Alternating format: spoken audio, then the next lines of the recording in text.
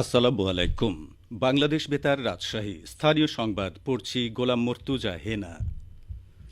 রাজশাহী অঞ্চলে বইছে মৃদু শৈত্যপ্রবাহ। পৌষের কনকনে হিমেল হাওয়ায় দুর্ভোগ বেড়েছে দরিদ্র অসহায় ও ছিন্নমূল মানুষের।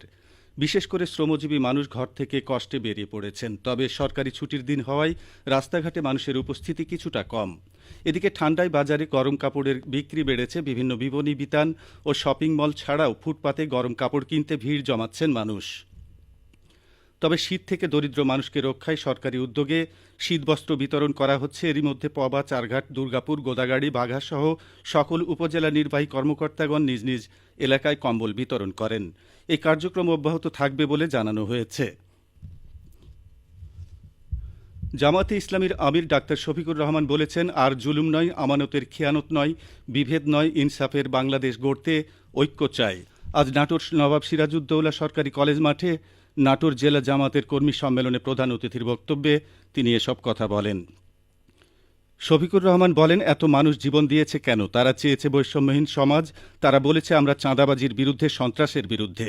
নির্বাচন তাদের জন্য যারা দেশ ও দেশের মানুষকে আমানত মনে করে। মানুষ চাই অতি দ্রুত সংস্কার করে বর্তমান সরকার দেশে একটি নির্বাচন দিক। জেলা জামায়াতের আমির অধ্যাপক ডক্টর মীর নুরুল ইসলাম সভায় সভাপতিত্ব করেন। আসন্ন ২০২৫ সালের পবিত্র হজকে সামনে রেখে বগুড়া শহরের টিএমএসএস অডিটোরিয়ামে ৫ শতাধিক হজযাত্রীর অংশগ্রহণে মতবিনিময় সভা এবং সঠিকভাবে হজ পালনের প্রাথমিক প্রশিক্ষণ কার্যক্রম অনুষ্ঠিত হয়েছে। আজ দিনব্যাপী হজের নিয়মকানুন অবগতকরণের পাশাপাশি উত্তরবঙ্গের সর্বপ্রথম হজ ট্রাভেলস এজেন্সি হিসেবে অনুষ্ঠানে নিজেদের সেবাসমূহ তুলে ধরেন সায়েম ট্রাভেলসের স্বত্বাধিকারী মক্কা প্রবাসী আব্দুল মান্নান। এছাড়াও অনুষ্ঠানে এবছরই প্রথম হজ যাত্রীদের সামনে বক্তব্য রাখেন সৌদি আরব মক্তবের পরিচালক জামাল ওসমান খান। সৌদি এই নাগরিক অনুষ্ঠানে সাম্প্রতিক সময়ে সৌদি সরকারের আইন কানুন সম্পর্কে ধারণা প্রদানের পাশাপাশি হজ যাত্রীদের উদ্দেশ্যে বলেন, প্রতি বছর তথ্য বিভ্রান্তিতে প্রতারক চক্রের খপ্পরে পড়ে অনেক ধর্মপ্রাণ মুসল্লি হজ যাত্রায় নানা বিড়ম্বনায় পড়েন, যা কখনোই কাম্য নয়। বিভিন্ন লোভনীয় ও অবাস্তব প্রতিশ্রুতিতে বিশ্বাস না করে পেশাদার এজেন্সির মাধ্যমে আল্লাহর ঘরে যেতে মন স্থির করার আহ্বান জানান তিনি। আগামী ৫ই জানুয়ারি থেকে রাজশাহী কলেজ মাঠে বিসিক উদ্যোক্তা মেলা শুরু হচ্ছে। এদিন বিকেলে প্রধান অতিথি থেকে মেলার আনুষ্ঠানিক উদ্বোধন করবেন রাজশাহী বিভাগীয় কমিশনার খন্দকার আজিম আহমেদ। এদিকে আমাদের বগুড়া সংবাদদাতা জানান, বগুড়ায় জেলা প্রশাসনের উদ্যোগে আগামীকাল থেকে ৭ দিনব্যাপী বিভাগীয় এসএমই পণ্য মেলা শুরু হচ্ছে। বগুড়া শহরের আলতাফুন্নেসা খেলার মাঠে বিকেল ৩:৩০টায় এ মেলার উদ্বোধন করবেন জেলা প্রশাসক হোসনা আফরোজা। নওগাঁর আত্রায়ে রবিশস্য ফসলের মাঠগুলো রঙিন হয়ে উঠেছে। বিশেষ করে সরিষা ফুলের হলুদ রং চোখ জুড়ায়। দিনভর মৌমাছির আনাগোনা দেখা যাচ্ছে। চাষিরা এবার সরিষার বাম্পার ফলনের আশা করছেন। উপজেলা কৃষি অফিস সূত্রে জানা গেছে, চলতি মৌসুমে আত্রাই উপজেলার ৮ ইউনিয়নে ৫,৩৬০ হেক্টর জমিতে সরিষা চাষ হয়েছে।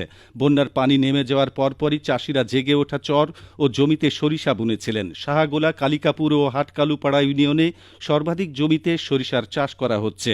উপজেলা কৃষি অফিসার প্রসেনজিৎ তালুকদার বলেন, সরিষা চাষে আগ্রহী করতে সরকারি প্রণোদনা হিসেবে প্রত্যেক চাষিকে ১ কেজি বীজ, ১০ কেজি এমওপি সার এবং ১০ কেজি ডিএপি সার বিনামূল্যে প্রদান করা হয়েছে। আবহাওয়া অনুকূলে থাকায় ফসলের পরিস্থিতি ভালো রয়েছে। প্রতি বিঘায় ৮ থেকে ১০ মণ পর্যন্ত ফলন আশা করা হচ্ছে। বিষমুক্ত সবজি চাষের অন্যতম উপায় মালচিং পদ্ধতি। এই পদ্ধতিতে খরচ কম হওয়ায় বিভিন্ন ফসল চাষাবাদ করতে আগ্রহী হচ্ছেন চাষিরা। চাঁপাইনবাবগঞ্জে মালচিং পদ্ধতিতে টমেটো চাষ করে ভাগ্য বদলের স্বপ্ন দেখছেন অনেক চাষি। কৃষকরা বলছেন, তারা টমেটো সহ বিভিন্ন সবজি চাষাবাদ করছেন এই পদ্ধতিতে। চাঁপাইনবাবগঞ্জ জেলার গোমস্তাপুর উপজেলায় বোয়ালিয়া ও পার্বতীপুর ইউনিয়নের বিভিন্ন এলাকায় এই মালচিং পদ্ধতিতে আগাম টমেটো চাষ করে ব্যাপক সাড়া ফেলেছে। তারা বলেন, মালচিং পেপার পদ্ধতিতে চাষাবাদ করলে ফসল রোগবালাই থেকে মুক্ত থাকে। এতে সেচ কম লাগে, সার ওষুধ খরচ সাশ্রয়ী হওয়ায় উৎপাদন খরচ অনেক কমে যায়। ফলন বেশি হওয়ায় এবং গাছের জীবন দীর্ঘ হয়। এতে সাধারণের চেয়ে বেশি ফল পাওয়া যায়। চাঁপাইনবাবগঞ্জ জেলা কৃষি সম্প্রসারণ অধিদপ্তরের উপপরিচালক ডক্টর পলাশ সরকার জানান, লাভজনক হওয়ায় জেলায় দিন দিন টমেটোর চাষ বাড়ছে। জেলায় বছরে প্রায় ৫০,০০০ মেট্রিক টন টমেটো উৎপাদন হয়। সবশেষে আবহাওয়া। আজ রাজশাহীতে সর্বোচ্চ তাপমাত্রা ছিল 22.8 ডিগ্রি এবং সর্বনিম্ন 9.8 ডিগ্রি সেলসিয়াস। বিকেল 3টায় বাতাসে আপেক্ষিক আর্দ্রতার পরিমাণ ছিল 57%। রাজশাহী ও পার্শ্ববর্তী এলাকায় আজ সূর্যাস্ত সন্ধে 5টা 30 মিনিটে। সংবাদ শেষ হলো। আমাদের পরবর্তী স্থানীয় সংবাদ সন্ধ্যা 7টায়।